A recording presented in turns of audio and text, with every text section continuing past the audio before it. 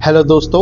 आज आप अपनी आंखें बंद रखें और अपने कानों को खुला रखें, क्योंकि आज की कहानी आपके कमरे के दरवाजे पर दस्तक दे सकती है। मैं हूं संतोष और आप देख रहे हैं टीम एनकेएस हॉरर। तो ये कहानी शुरू होती है हरियाणा के छोटे से गांव से, जो कि ये कहानी एक लड़की की है और एक टीचर की है और उस लड़की के दो कज़न भाई की है और एक सरपंच की है जो कि उस लड़की के पिता थे। तो जो वो लड़की थी वो मैथ सब्जेक्ट में बहुत कमज़ोर थी और जो टीचर था वह भी उसी स्कूल में पढ़ाया करता था जिस स्कूल में वो लड़की पढ़ती थी। तो टीचर ने एक दिन उस लड़की को बोला कि बेटा तुम मैथ्स में बहुत कमज़ोर हो, तो ऐसा करो, मैं और भी बच्चों को मैथ्स पढ़ाता हूँ तो तुम भी मेरे पास पढ़ने आ जाओ। तो वो लड़की उन टीचर के पास जाना चालू कर देती है। तो जैसे 2-4 दिन बीतते हैं, टीचर उसको बुला के कहता है कि मैं तुम्हें अभी इस टाइम पे मैथ्स की तैयारी नहीं करवा सकता, क्योंकि तुम मैथ्स में बहुत कमज़ोर हो और अभी तुम्हें तैयारी करवाने में काफ़ी टाइम लग जाएगा। तो ऐसा करो, मैं तुम्हें मैथ्स में बहुत अच्छे नंबर से पास करवा दूँगा। तो वो लड़की बोलती है ठीक है सर, मुझे पास तो होना है, पर मेरे को इसके लिए करना क्या होगा। तो वो टीचर होता है, वो बोलते हैं तुम्हें मेरे साथ फिजिकल होना पड़ेगा। तो पहले तो लड़की सोचती है, फिर वो उस चीज़ के लिए हाँ भर देती है। तो वो जैसे टीचर फिजिकल होता है तो आए दिन मतलब उनका यही चलने लग जाता है। मतलब स्टूडेंट टीचर मतलब आपस में रोज का आना रोज का जाना, मतलब ये चीज़ें लोगों को पता नहीं रहती, किसी बच्चों को पता नहीं रहती, एक्स्ट्रा क्लास में ही होता है जो होता है। तो एक दिन क्या होता है, वो लड़की जो होती है प्रेग्नेंट हो जाती है। तो जैसे जैसे टाइम बीतता है, महीना हो गया, 2 महीना हो गया, तो वो लड़की काफ़ी घबरा जाती है। तो आखिर में जाके आप बताए तो बताए किससे, बता भी नहीं पाती। तो आखिर में उसके घर वालों को पता चल जाता है। तो जैसे उसके घर वालों को पता चलता है, अब भाई बात इतनी बड़ी हो चुकी थी तो घर वाले तो चुप रहने वाले नहीं थे। तो लड़की को बहुत मारा, बहुत पीटा, डांटा। तब जाके लड़की ने घर वालों को बताया कि मेरे को जो मैथ्स पढ़ाते थे टीचर, उन्होंने मेरे साथ ये गलत किया है, इस वजह से मैं प्रेग्नेंट हो गई हूँ। तो टीचर ने जो करा सो करा।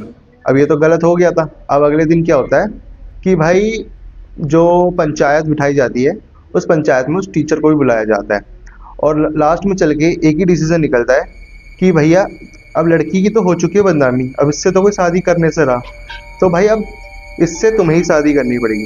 तो पहले तो टीचर मना करता है, नहीं भाई मैं नहीं कर सकता। तो बाद में चल के पंचायत के दोबारा फोर्स किए जाने के बाद तब वो जाके हाँ भरता है। तो बात आती है अगले दिन की।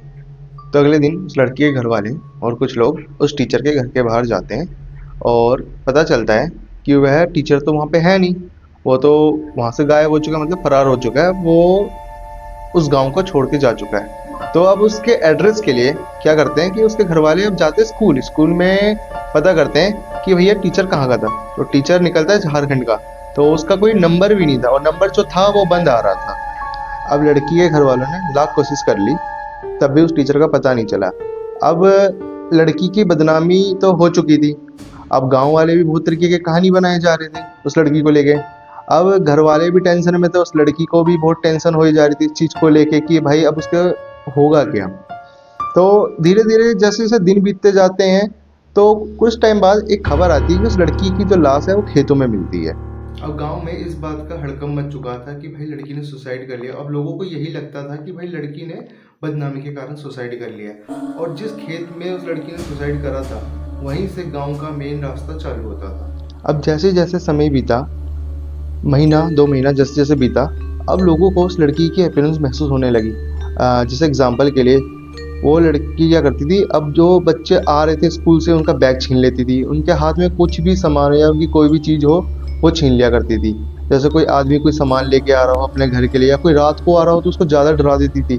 तो अब क्या हुआ, लोगों को पता चल गया कि ये जो आत्मा है ये उस लड़की की ही आत्मा है जो हमें परेशान कर रही है। तो अब लोगों ने क्या करा, अब उन लोगों ने उस गांव के उस रास्ते से आना जाना ही बंद कर दिया। कोई भी नहीं आता था, चाहे दिन हो या चाहे रात हो, कोई भी उस रास्ते से आना जाना नहीं करता था। अगर कोई गलती से किसी को ना पता वो आ भी जाए तो वो उसे भी इतना बुरा डराती थी कि भाई वो अगली बार वो आता ही नहीं था। तो इस कारण से वह रास्ता बहुत बदनाम हो चुका था, कोई आता नहीं था। तो ना वहाँ पे कोई गाड़ी आती ना कोई गाड़ी जाती थी। तो लोग इस चीज़ से बहुत परेशान हो गए थे। तो अब लोगों ने और गांव की पंचायत बैठी तो उन्होंने बोला भाई ऐसे तो नहीं चलेगा, इसके लिए हमें कुछ ना कुछ तो करना पड़ेगा। तो उन सब ने डिसाइड करा कि उन्होंने अपने गांव के एक सिद्ध पंडित को बुलाया। तो उन पंडितों ने अपने हिसाब से अपनी सिद्धि से पता किया तो उन्होंने बताया कि भाई यहाँ पे दिक्कत है कुछ, तो मुझे मेरे से अकेले से नहीं संभलेगा, मुझे अपने और साथियों को बुलाना पड़ेगा। तो इस काम को करने के लिए 11 पंडितों की टीम लगी और ये यज्ञ 7 दिन तक चला।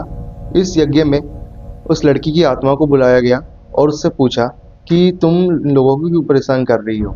तो उस लड़की ने एक ऐसी बात बताई कि भाई वहाँ पे एक नया राज खुला। अब वो लड़की बताती है कि मैं खुद से नहीं मरी, मुझे मारा गया है और मारने वाले कोई और नहीं, मेरे माता पिता हैं। इन्होंने मुझे कमरे में बंद कर दिया, मैं इनके आगे रोती बिलखती रह गई, लेकिन ये नहीं मानी। मैंने उन्हें ये भी बोला कि मेरा अबॉर्शन करा दो, लेकिन मुझे मत मारो, मुझे जीना है अभी। अब जैसे कहानी की शुरुआत में मैंने उस लड़की के भाई का जिक्र किया था कि उस लड़की के 2 कज़न भी थे, तो अब देखो कैसे लिंक जुड़ते हैं।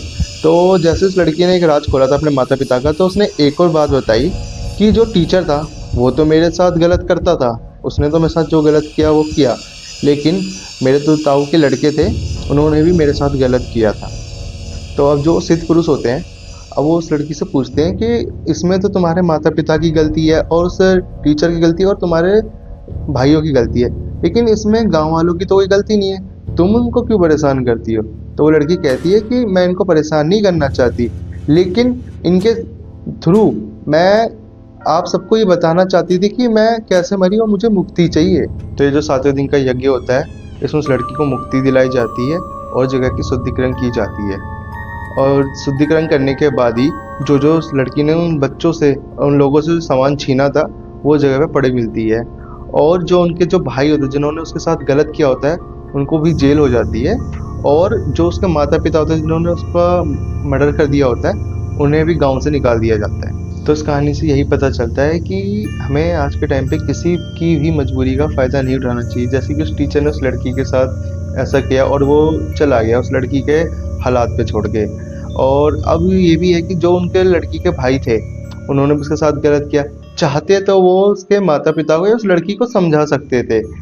अगर वो उनको समझाते उसी समय पे, तो आज शायद वो लड़की हमारे बीच जिंदा रहती। तो दोस्तों, मिलते हैं एक अगली नई सुपर नेचुरल स्टोरी के साथ।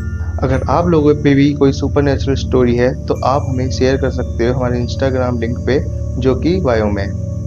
हेलो दोस्तों, ये यूट्यूब की हमारी पहली वीडियो थी। अगर इस वीडियो में आपको कोई भी प्रकार की कमी लगी हो तो आप हमें कमेंट सेक्शन में बता सकते हैं।